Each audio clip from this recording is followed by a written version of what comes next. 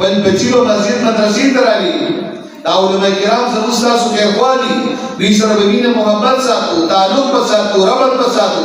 ان مثل العلماء كمثل النجوم في السماء. حدیث کې راځي څنګه چې دا بر اسمان په ستورو ښایسته دی، دقسې دا کائنات او دا ځمکه دا په دې علماء کرامو باندې ښایسته ده. العلماء مصابيح الارض. دا علماء کرام د ځمکې ډېوې دي، دا رڼاګانې دي. وخلفاء الانبیاء. دا د ټولو پیغمبرانو خلیفګان دي. وورثتي وورثة الانبیاء. دا زما وارثان دي، دا د ټولو پیغمبرانو وارثان دي. علیکم بمجالسة العلماء. فسان لازم کې د دې عالمانو مجالسو ته ځئ، دوی سره ناسته کوئ. مجالسة العلماء عبادت. د عالمانو په مجلس کې ناسته کول د عبادت دی. د عالم ملاقات کتل د عبادت دی. د عالم مخ ته کتل د عبادت دی. خمس من العباده. پنځو شیزونو ته کتل عبادت دی. النظر الى الكعبه. بیت الله شریف ته کتل عبادت دی. النظر الى زمزم.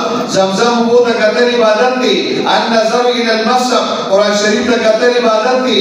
النظر الى وجه الوالدين. د مور پلار مخ ته کتل عبادت دی. النظر الى وجه العالم. د عالم مخ ته کتل د عبادت دی. اکرموا حملة القرآن.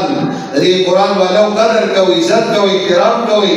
فإن من أكرمهم فقد أكرمني. چا دې کرامو که زما کرامو. ومن أكرمني فقد أكرم الله. چا زما کرامو که د الله کرامو.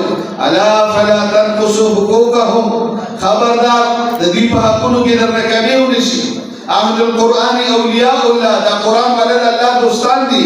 ساده مسجد امام او قاری سے د دوی شاګردان دا د الله دوستان دي. تعلق د الله د کتاب سره دي. فمن عاداهم فقد عاد الله ومن والاه فقد والى الله. دې خلق سره دوستی الله سره دوستی ده، او دې خلق سره دشمنی الله سره دشمنی ده.